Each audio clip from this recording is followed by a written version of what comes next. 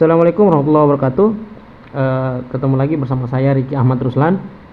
Kali ini kita akan sedikit melakukan pengenalan dengan data mining.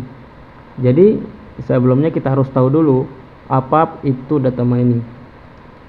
Data mining adalah sebuah proses penambangan data yang bertujuan untuk mencari pola data atau tren data pada tumpukan data yang berukuran besar.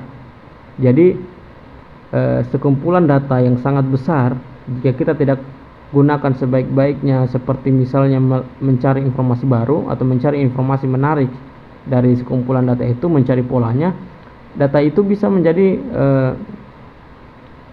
sampah data yang berukuran besar, yang dimana hanya bisa menghabiskan space atau ruang saja. Oleh karena itu diperlukan yang namanya data mining, penambangan data, agar kita dapat menemukan emas atau berlian, dalam artian pengetahuan baru dari setumpukan data yang besar. Baik, data mining merupakan gabungan beberapa disiplin ilmu atau beberapa ilmu seperti statistik, machine learning, artificial intelligence, dan lain-lain. Bahkan ada beberapa pakar yang mengatakan data mining itu adalah gabungan beberapa dari machine learning, statistik, data visualization, pattern recognition, dan lain-lain. Baik, dalam data mining ada beberapa teknik yang paling sering muncul dalam beberapa jurnal atau beberapa buku, diantaranya seperti asosiasi, prediksi, klasifikasi, estimasi, regresi, dan lain sebagainya. Beberapa contoh kasus dalam data mining, seperti misalnya kasus pertama itu adalah prediksi ketepatan waktu lulus mahasiswa.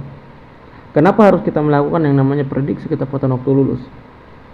Pertama, kita tahu bahwa durasi kuliah mahasiswa itu adalah salah satu parameter dalam penentuan akreditasi program studi, jurusan, fakultas, bahkan universitas. Oleh karena itu diperlukan penambangan data, diperlukan sebuah model yang dimana bisa digunakan untuk memprediksi mahasiswa yang terindikasi lulusnya tidak tepat waktu. Supaya apa? Supaya program studi bisa memikirkan sejak dini solusi semacam apa yang bisa dilakukan. Selain itu kan kita tahu bahwa terlambatnya waktu lulus mahasiswa itu akan mengakibatkan penumpukan mahasiswa di dalam kelas. Berakibat pada apa? Berakibat pada ketidakefisiensian proses belajar mengajar. Oleh karena itu perlu dilakukan yang namanya prediksi terhadap ketepatan waktu lulus mahasiswa. Contoh kasus yang kedua adalah analisis sentimen netizen terhadap topik-topik tertentu di sosial media. Seperti misalnya bagaimana sih pandangan netizen, komentar netizen tentang pengaruh K-pop di Indonesia, di kaum muda Indonesia. Bagaimana komentar mereka? Apakah banyak yang setuju ataukah banyak pandangan-pandangan lain? Jadi di situ kita bisa melakukan penambangan data terhadap komentar-komentar yang ada di situ. Contoh lain seperti sentimen netizen terhadap topik reshuffle kabinet misalnya. Jadi bagaimana pendapat para netizen di sosial media, di Instagram, Facebook, Twitter, dan lain-lain terhadap topik-topik tertentu. Jadi di situ kita bisa menganalisis komentar-komentar mereka. Contoh kasus yang ketiga yaitu seperti prediksi penyakit. Ini prediksi penyakit sebenarnya lebih jauhnya itu dibahas dalam sistem pakar, karena pasti melibatkan pakar untuk belajar tentang gejala-gejala penyakit lebih jauh. Tapi di lain sisi ada rumah sakit memiliki data pasien, dan mungkin diantaranya ada yang namanya data-data pasien, mulai dari gejala-gejalanya, penyakitnya apa. Jadi ketika pasien A mengalami gejala ABCDE, maka dia terindikasi penyakit ini misalnya. Jadi dari data itu kita bisa menambang datanya dan bisa melakukan model atau algoritma yang bisa memprediksi bahwa si pasien ini terindikasi sekian persen penyakit apa. Contoh kasus yang keempat itu adalah evaluasi kinerja karyawan, evaluasi kinerja guru misalnya, atau evaluasi kinerja dosen, evaluasi karyawan BUMN, evaluasi kinerja aparatur sipil negara, dan lain-lain. Tentunya ada beberapa parameter yang digunakan, tergantung penilaian-penilaian yang dilakukan, seperti misalnya kehadiran mungkin, atau prestasi mungkin, atau kerjasama dalam bentuk poin mungkin, dan lain-lain. Contoh kasus yang kelima adalah analisis penjualan barang. Kita pernah lihat di supermarket atau minimarket, selalunya di minimarket beberapa minimarket itu sudah menggunakan teknologi scan untuk menentukan harga. Jadi di situ datanya terinput. Jadi kita bisa melihat bahwa pada transaksi sebulan lalu atau setahun lalu, barang A itu sering dibeli dengan barang B. Jadi sebaiknya barang A dan barang B itu sering harusnya disimpan berdampingan, kan begitu ibaratnya. Tapi itu tergantung metode apa yang akan digunakan dalam kasus ini. Baik, dalam data mining kita mengenal yang namanya Cross Industry Standard Process for Data Mining, disingkat CRISP-DM. Jadi CRISP-DM ini merupakan proses atau langkah-langkah atau step-step melakukan penambangan data, mulai dari business understanding seperti merumuskan masalah, penambangan data semacam apa yang dilakukan, sampai ke deployment. Deployment itu seperti bagaimana caranya menampilkan hasilnya, visualisasi datanya, atau laporan-laporan sederhananya. Baik, kita akan coba membahas sedikit lebih detail tentang CRISP-DM.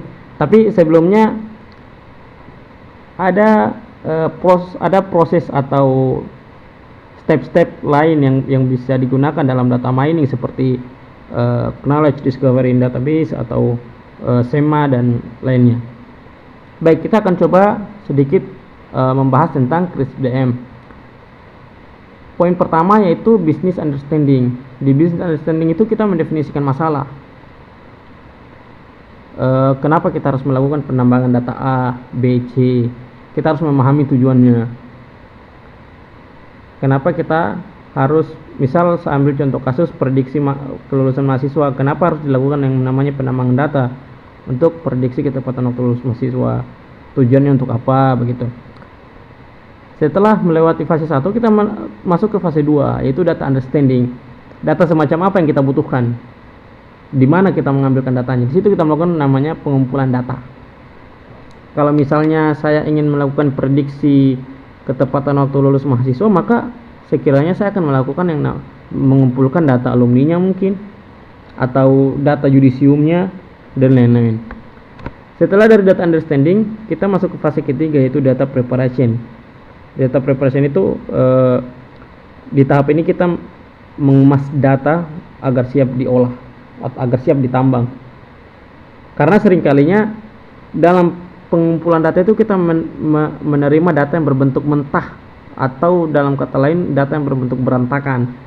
Jadi di data preparation kita menyusun semuanya dan juga menentukan atribut data yang bisa kita pakai, atribut data atau variabel data yang kita bisa pakai dalam penambangan data ini. Salah satu cara yang bisa kita lakukan dalam penentuan atribut data itu cara regresi. Jadi di regresi itu kan dia akan mencari hubungan antara variabel bebas dan variabel terikat. Jika ada variabel bebas yang tidak memiliki hubungan dengan variabel terikat, atau mungkin memiliki hubungan kecil dengan variabel terikat, maka variabel bebas itu yang nantinya akan dieliminasi. Jadi sekiranya mungkin di data understanding kita diberikan 25 atribut data atau 25 variabel data, maka di data preparation bisa saja data yang benar-benar akan kita gunakan mungkin tinggal 10 atau 15 atau berapapun itu, tergantung hasil analisa kita dalam penentuan atribut data. Setelah melewati fase data preparation, kita masuk ke fase modeling. Di modeling ini kita melakukan yang namanya penerapan metode atau algoritma ke data, ke setumpukan data yang kita punya, yang telah kita melakukan eliminasi atribut datanya. Kita melakukan penerapan metode yang bisa kita lakukan, yang bisa kita pakai. Beberapa contoh metode yang sering digunakan dalam penambangan data, diantaranya seperti algoritma genetika, superfactor machine, pohon keputusan, random forest, neural network, noise bias, dan lain-lain. Setelah kita melewati fase modeling, kita masuk pada fase evaluasi. Jadi kita melihat kembali apakah ada kekeliruan terhadap penambangan data yang kita lakukan. Apakah tujuan kita sudah didapatkan atau tidak. Jika tidak, kita mungkin saja melakukan mengulang tahap-tahapannya, mungkin dari business understanding kembali sampai ke tahap evaluasi. Setelah dirasa tahap evaluasi telah selesai, maka kita masuk ke tahap deployment. Apa itu deployment? Tahap deployment itu bagaimana cara kita, itu fase bagaimana cara kita memvisualisasikan hasil penambangan data. Bagaimana cara kita membuatkan laporan sederhananya agar kita bisa lihat bahwa dari penambangan data yang saya temukan, fakta-fakta ini yang akhirnya bermunculan. Baik, sekian yang kita bisa pelajari pada masalah data mining kali ini. Jika teman-teman sekalian tertarik untuk belajar data mining, mungkin teman-teman silakan mencari jurnal-jurnal, buku-buku panduan tentang data mining. Sekian, itu saja yang kita pelajari pada kesempatan kali ini. Itu saja fase di mana kita melakukan pengenalan terhadap data mining. Terima kasih atas perhatiannya, terima kasih telah menonton. Assalamualaikum warahmatullahi wabarakatuh.